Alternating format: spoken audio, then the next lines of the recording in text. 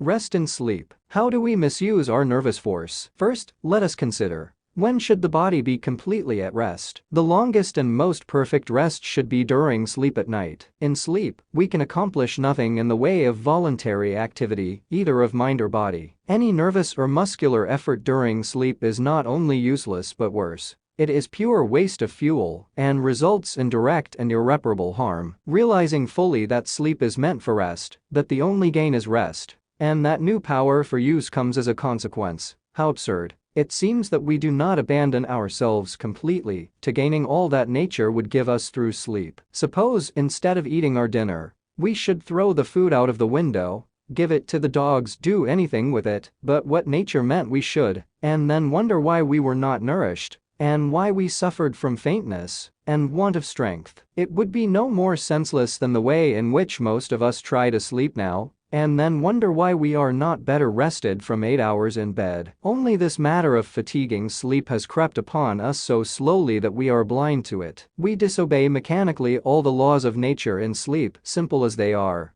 and are so blinded by our own immediate and personal interests that the habit of not resting when we sleep has grown to such an extent that to return to natural sleep, we must think, study, and practice. Few who pretend to rest give up entirely to the bed, a dead weight, letting the bed hold them instead of trying to hold themselves on the bed. Watch, and unless you are an exceptional case, of which happily there are a few, you will be surprised to see how you are holding yourself on the bed, with tense muscles, if not all over, so nearly all over that a little more tension would hardly increase the fatigue with which you are working yourself to sleep. The spine seems to be the central point of tension. It does not give to the bed and rest there easily from end to end. It touches at each end, and just so far along from each end as the man or woman who is holding it will permit. The knees are drawn up, the muscles of the legs tense, the hands and arms contracted, and the fingers clenched, either holding the pillow or themselves. The head, instead of letting the pillow have its full weight,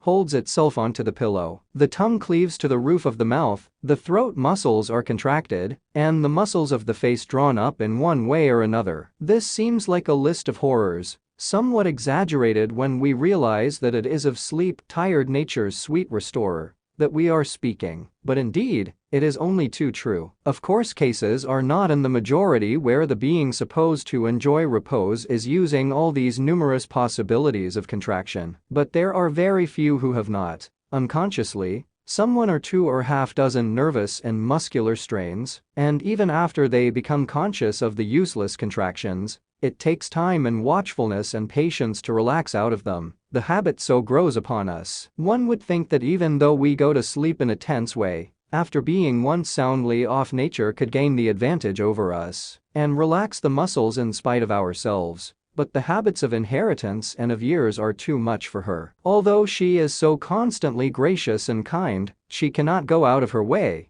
and we cannot ask her to do so. How simple it seems to sleep in the right way, and how wholesome it is even to think about it, in contrast to the wrong way into which so many of us have fallen. If we once see clearly the great compensation in getting back to the only way of gaining restful sleep, the process is very simple. Although because we were so far out of the right path, it often seems slow. But once gained, or even partially gained, one great enemy to healthful, natural nerves is conquered, and has no possibility of power. Of course, the mind and its rapid and misdirected working is a strong preventive of free nerves, relaxed muscles, and natural sleep. If I could only stop myself from thinking is a complaint often heard, and reason or philosophy does not seem to touch it. Even the certain knowledge that nothing is gained by this rapid thought at the wrong time, that very much is lost, makes no impression on the overwrought mind, often even excites it more, which proves that the trouble, if originally mental, has now gained such a hold upon the physique that it must be attacked there first. The nerves should be trained to enable the body to be an obedient servant to a healthy mind, and the mind in giving its attention. If you cannot stop thinking, don't try. Let your thoughts steam ahead if they will. Only relax your muscles, and as the attention is more and more fixed on the interesting process of letting go of the muscles, the imps of thought find less and less to take hold of, and the machinery in the head must stop its senseless working.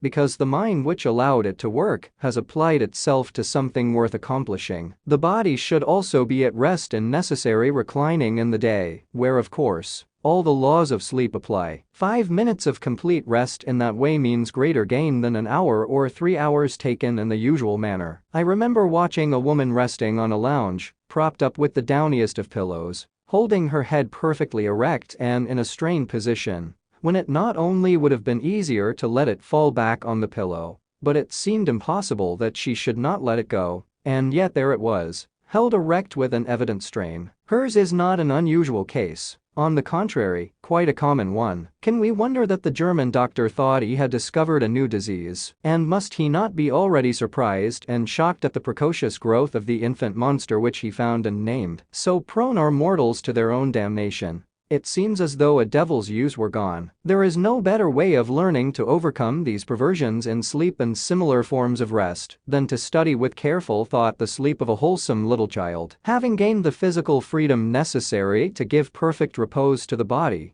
the quiet, simple dropping of all thought and care can be made more easily possible. So we can approach again the natural sleep and enjoy consciously the refreshment, which through our own babyhood, was the unconscious means of giving us daily strength and power for growth. To take the regular process, first let go of the muscles that will enable us more easily to drop disturbing thoughts. And as we refuse, without resistance, admittance to the thoughts, the freedom from care for the time will follow, and the rest gain will enable us to awaken with new life for cares to come. This, however, is a habit to be established